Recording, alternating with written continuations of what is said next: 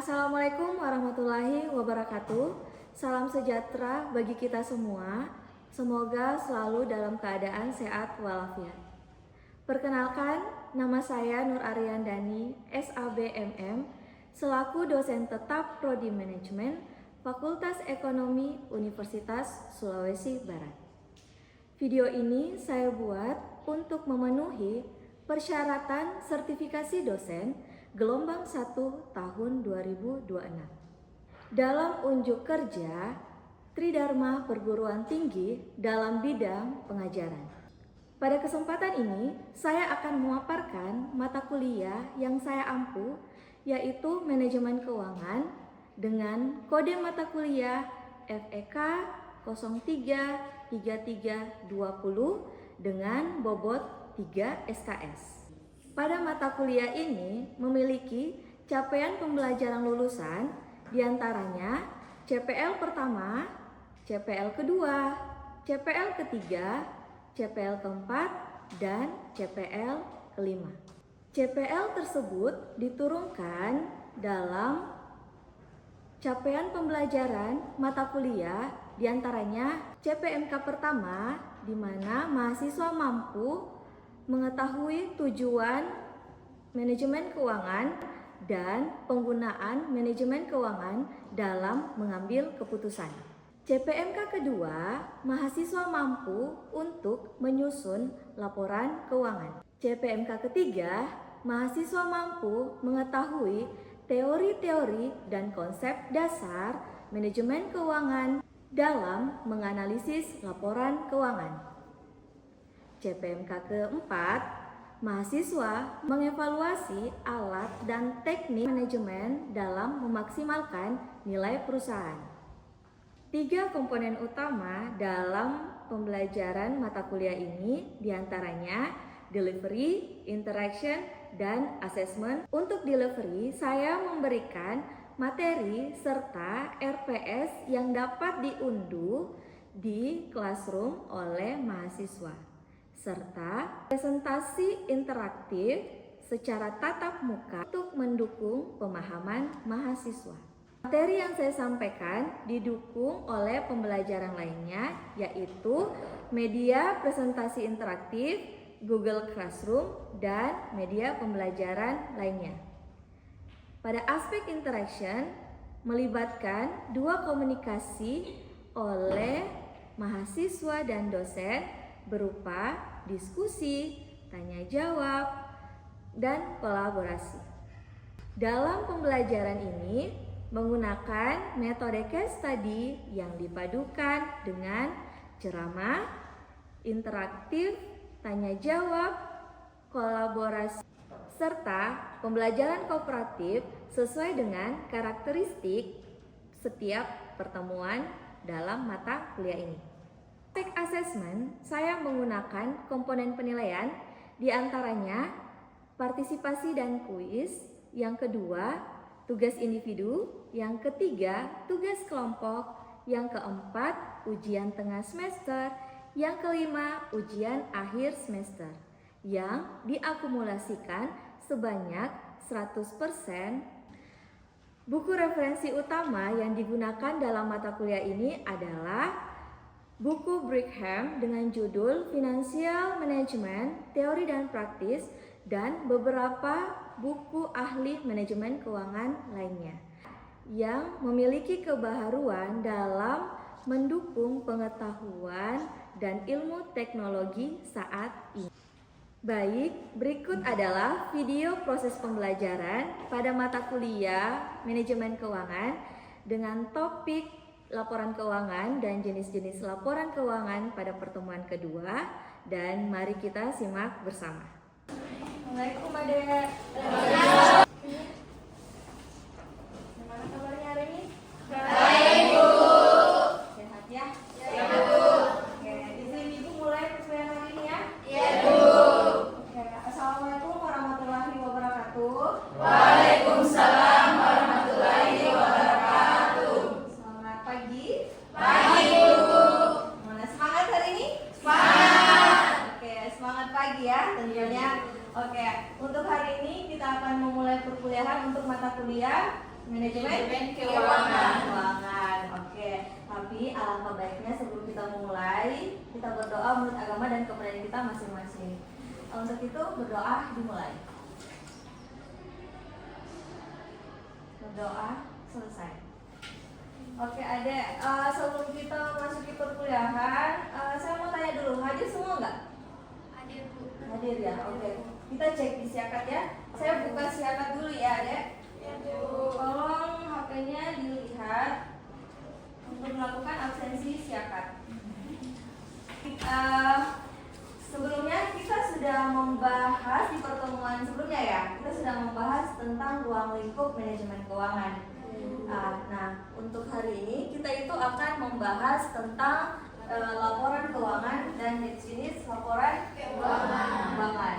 Adapun pembahasan kita hari ini, di mana kita akan melakukan yang namanya review materi sebelumnya. Terus yang kedua adalah capaian pembelajaran. Terus kita akan membahas tentang materi kita hari ini, sharing session. Kita akan menarik kesimpulan sampai pada tahap tugas dan untuk materi selanjutnya apa yang akan kita bahas.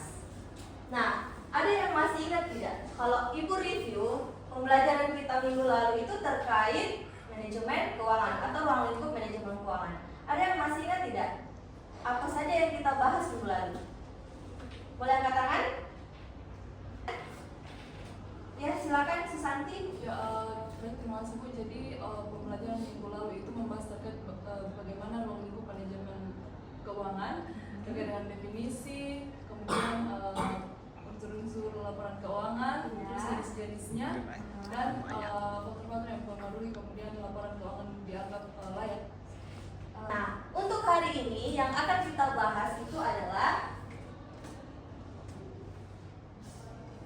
terkait laporan keuangan dan jenis laporan keuangan. Tentu saja di dalam laporan keuangannya kita harus tahu apa sih capaian pembelajarannya. Yang pertama, untuk CPMK-nya mahasiswa mampu mengaplikasikan tentang penyusunan laporan keuangan. Untuk sub CPMK-nya tentu saja untuk melatih mahasiswa dalam penyusunan laporan keuangan. Nah, yang ketiga, adapun tujuan pembelajaran, mahasiswa mampu untuk memahami tentang pengertian laporan keuangan. Yang kedua, yaitu mahasiswa mampu menjelaskan tentang jenis-jenis laporan keuangan. Nah, dalam jenis-jenis laporan keuangan itu apa saja? Yang pertama, laporan neraca. Yang kedua, laporan laba rugi, perubahan modal, dan arus kas. Dan yang ketiga, tentu saja kalian harus mampu menyusun yang namanya laporan keuangan mulai dari neraca, laporan laba rugi, perubahan modal, dan arus kas. Oke.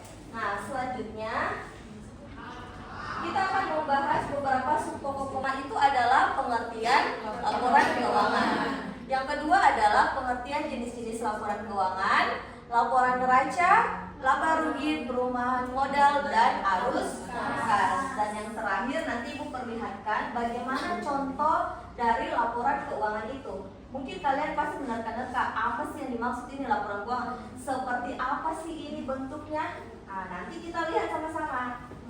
Nah, sebelum itu Ibu ingin memperlihatkan kepada kalian salah satu video yang berkaitan tentang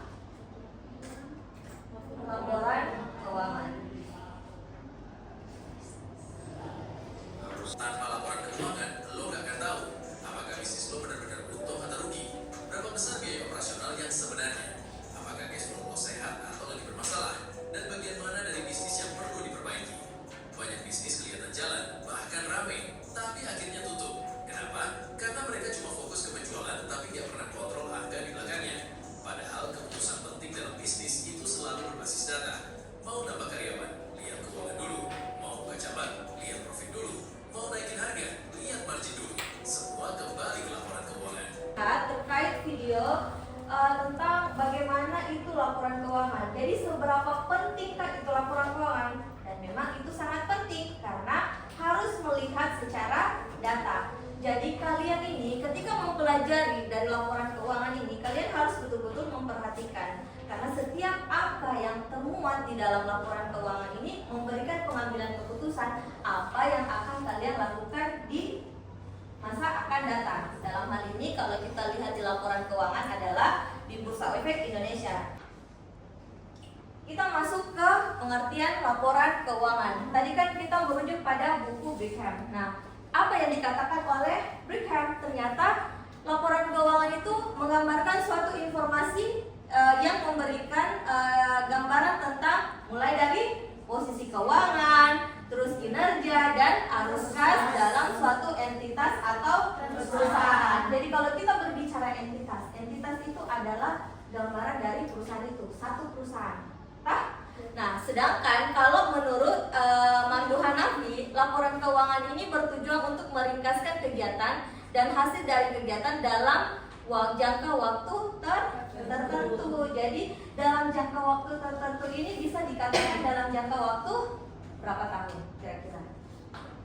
Bisa 1 tahun, bisa juga dalam bisa dari kuartal dan bisa juga dikatakan dalam 1 tahun seperti itu. Nah, kalau menurut Mamdu Hanafi, menurutnya itu ada 3 jenis laporan keuangan. Yang pertama neraca, yang kedua adalah laporan laba rugi, dan ketiga adalah laporan arus kas. Nah, pada pertemuan kita hari ini kita merujuk pada yang dikatakan oleh Brigham. Kita merujuk pada 4 jenis laporan keuangan. Nah, di dalam jenis laporan keuangan ini ada 4 ya. Nah, tentu saja kita mau mengulik lagi apa sih itu neraca, apa itu laba rugi, perubahan modal, dan arus kas. Nah, selanjutnya kita lihat lagi. Oh, ternyata neraca ini adalah balance sheet di mana kita harus menunjukkan posisi keuangan suatu perusahaan untuk suatu titik waktu tertentu. Dalam hal ini, untuk sifat dari neraca itu harus balance, seimbang. Jangan sampai dia tidak seimbang. Ada yang nilainya terlalu tinggi di sebelah kanan, ada yang nilainya terlalu rendah sebelah kiri, itu tidak boleh. Itu dalam sifat dalam neraca itu harus balance, harus seimbang. Jadi untuk penentuan waktunya itu tadi yang seperti Ibu katakan, bisa kuartal, bisa juga dalam waktu 1 tahun. Nah, apa sih yang ada di dalam komponen dalam neraca itu? Yang pertama adalah aset. Oke. Yang kedua adalah kewajiban. Yang ketiga adalah ekuitas. Nah, di dalam aset ini tentu saja kalian harus tahu bahwa tidak hanya ada aset, tapi yang pertama adalah aset lancar, dan yang kedua adalah aset tidak lancar. Oke. Nah, kalau kita berbicara aset lancar itu contohnya apa? Oh, kas atau setara kas. Kalau kita berbicara aset tidak lancar, ada yang tahu? Boleh angkat tangan? Silakan, Ria. Seperti tanah, bangunan. Oke, betul yang dikatakan. Pemerta tentang kewajibannya saja, tapi terbagi lagi di dalamnya. Yang pertama adalah kewajiban jangka pendek dan jangka pendek. Yang kedua adalah kewajiban jangka panjang. Jadi kalian harus tahu seperti apa itu jangka pendek. Ternyata kalau kita berbicara jangka pendek itu biasanya umurnya itu dalam segi 1 tahun, dalam jangka 1 tahun, Terus kalau kita berbicara jangka panjang itu 5 tahun. Itu kalian harus membedakan. Terus yang ketiga tadi adalah ekuitas. Ekuitas itu bisa juga dikatakan dari modal apa? Dari modal saham, laba ditahan, dan lain sebagainya. Oke, selanjutnya adalah kita akan membahas laporan laba rugi.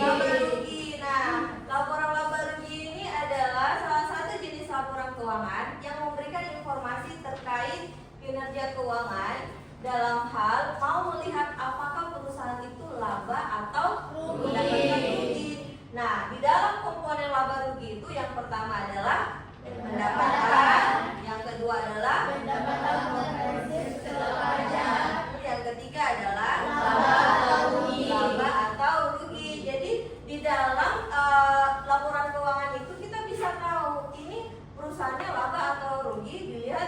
bagaimana nilai atau kuantiti yang didapatkan oleh perusahaan. Nah, pendapatan ini biasanya itu dikatakan dari penjualan. Nah, kalau pendapatan komprehensif kita lihat lagi, ada pengenaan pajak yang didapatkan oleh pihak perusahaan. Jadi perusahaan besar itu semuanya kena pajak.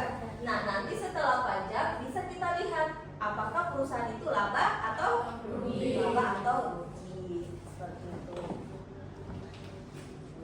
Nah, selanjutnya kita membahas lagi terkait laporan perubahan modal. Nah, untuk laporan perubahan modal ini menyajikan informasi terkait perubahan ekuitas atau modal, ya, seperti itu. Nah, di dalamnya ada modal, laba ditahan, terus laba atau ruginya, dividen, dan penyesuaian ekuitas. Penyesuaian ekuitas itu adalah kita mau lihat penyesuaian dari segi modalnya.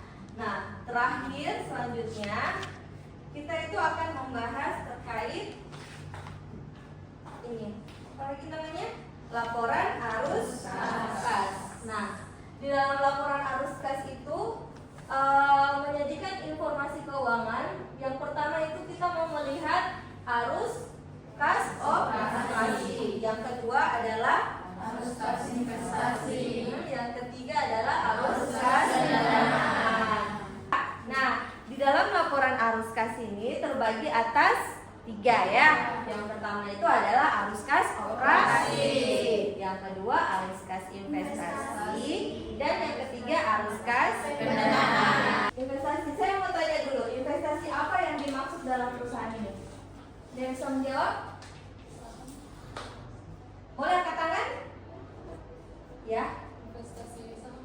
Oh ya, betul yang dikatakan oleh Susanti bahwa salah satunya dalam arus kas investasi itu adalah saham. Dan yang ketiga tadi itu adalah Arus kas pendanaan.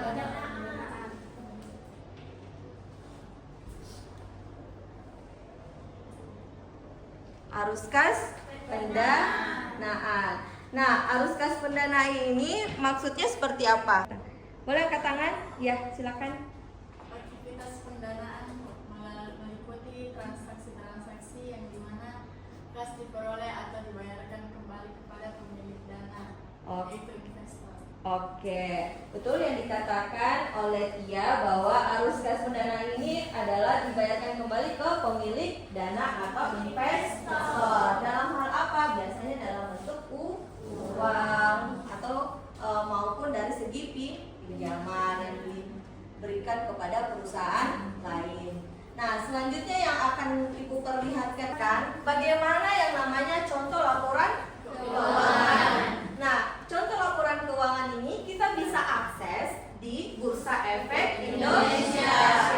Nah, di dalam Bursa Efek Indonesia tentu saja ada sebenarnya beberapa perusahaan subsektor. Nah, diantaranya itu kalian harus ketahui bahwa subsektor ada namanya subsektor manufaktur, ada namanya tekstil, ada namanya pertambangan, ada namanya juga food dan retail. Nah, seperti itu adalah subsektor yang ada di Bursa Efek Indonesia. Nah, jelas, mohon maaf, ini adalah perusahaan Astra. Nah, di dalam laporan keuangan ini kalian bisa melihat ini adalah neracanya ya.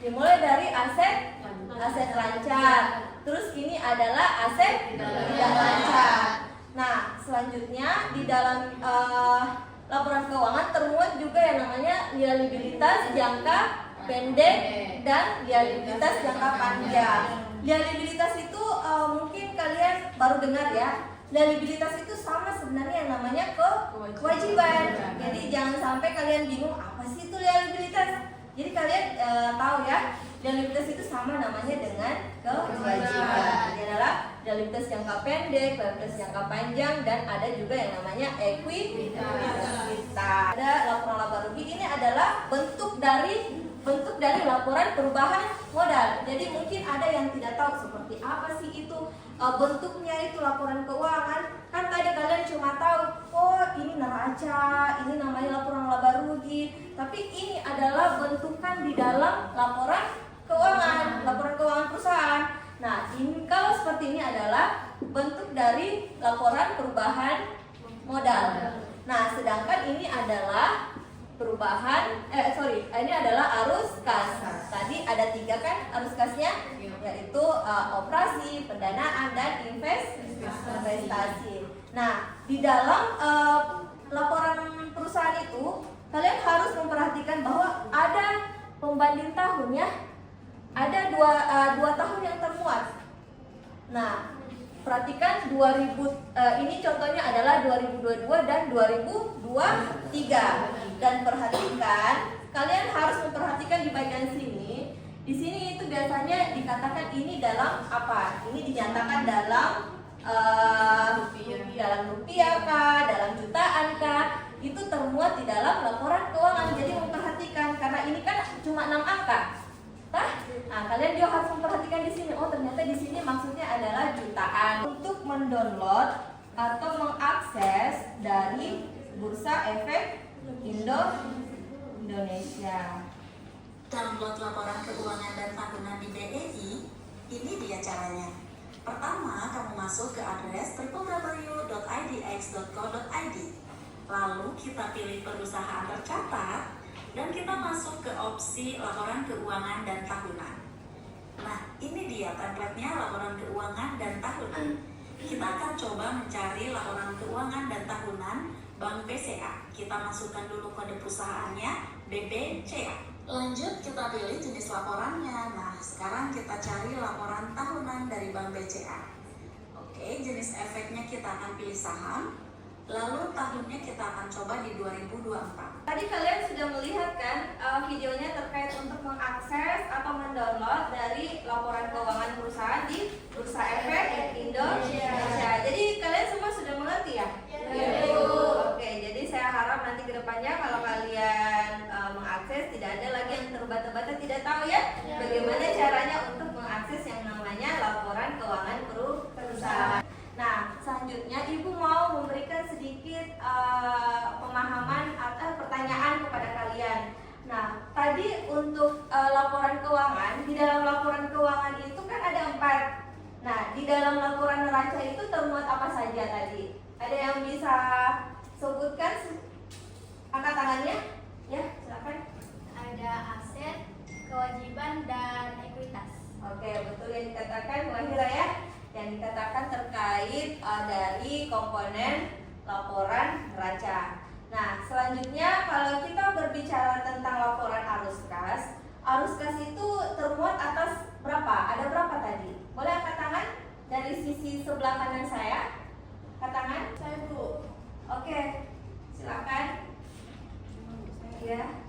Yang pertama itu ada arus kas operasional, yang kedua arus kas investasi, dan yang ketiga itu arus kas pendanaan. Oke, betul yang dikatakan oleh temannya bahwa ada 3 ya. Ada 3 tadi. Yang pertama itu adalah arus kas operasi, yang kedua adalah investasi dan pendanaan. Dan yang terakhir yang mau saya tanyakan,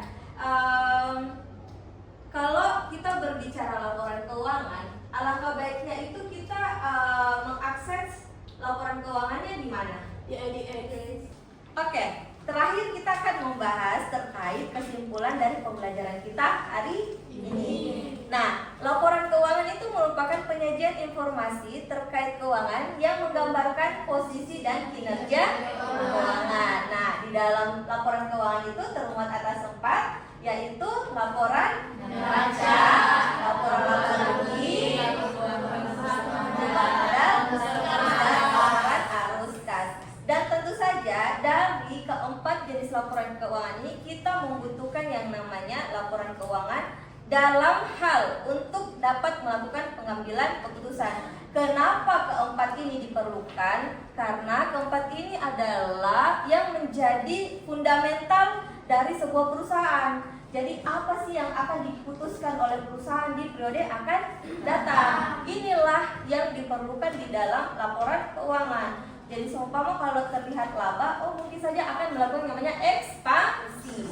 Nah, kalau mungkin ada sedikit rugi atau kurang dalam melakukan pembayaran kewajibannya, dia juga harus memperhatikan apa yang harus dikurangi dalam bidang apa saja. Mungkin di digitalnya kah, digital marketingnya kah, bagian SDM-nya kah, dan lain sebagainya. Itu semua harus diperhatikan oleh pengambilan keputusan. Nah, itulah pentingnya di dalam penyajian laporan keuangan. Nah, seperti itu yang bisa saya sampaikan kepada kalian semua terkait pembelajaran kita hari ini. Dan tentu saja ada tugas yang akan Ibu berikan untuk pertemuan kita minggu depan ya. Jadi saya harap kepada kalian untuk dapat mengerjakan tugas dan mengumpulnya melalui Google Classroom yang telah tersedia. Semuanya bisa mengakses Google Classroom-nya? Bisa ya? Oke. Seperti ini. Ini adalah tugasnya dari kalian. Terkait adalah bagaimana caranya kalian untuk memecahkan kasus atau case study. Nah, kalian melakukan analisis dan identifikasi laporan keuangan yang telah terdaftar di Bursa Efek Indonesia selama 5 tahun terakhir sesuai dengan jenis laporan keuangan yang sudah kita pelajari tadi. Nah, kalian harus memperhatikan keempat komponen tadi, mulai dari laporan neraca, laba rugi, perubahan modal, dan arus kas. Itu saja tugasnya, dan selanjutnya minggu depan kita akan membahas untuk materi selanjutnya ya. Nah, tentu saja semoga apa yang kita pelajari ini memberikan manfaat dan syafaat untuk kita semua ya. Dan saya harapkan pembelajaran ini tidak hanya untuk hari ini saja. Kalian harus betul-betul memahami. Ini harus berkontinu, harus berkelanjutan ya. Nah, mohon maaf ada jika saya ada salah kata terkait pembelajaran kita hari ini, dan semoga di pertemuan selanjutnya kita semua dalam keadaan sehat walafiat. Jangan lupa dikerjakan tugasnya di Google Classroom ya. Baik, terima kasih. Wassalamualaikum warahmatullahi wabarakatuh. Waalaikumsalam warahmatullahi wabarakatuh. Sekian video rekaman proses pembelajaran pada mata kuliah Manajemen Keuangan, dan terima kasih kepada Kemenditi Saintek, pimpinan universitas, kolega dosen, dan mahasiswa yang terlibat dalam proses pembelajaran ini. Demikian yang dapat saya sampaikan, semoga bermanfaat dan menjadi pertimbangan penilaian sertifikasi dosen gelombang 1 tahun 2026. Akhir kata, saya ucapkan terima kasih. Wassalamualaikum warahmatullahi wabarakatuh.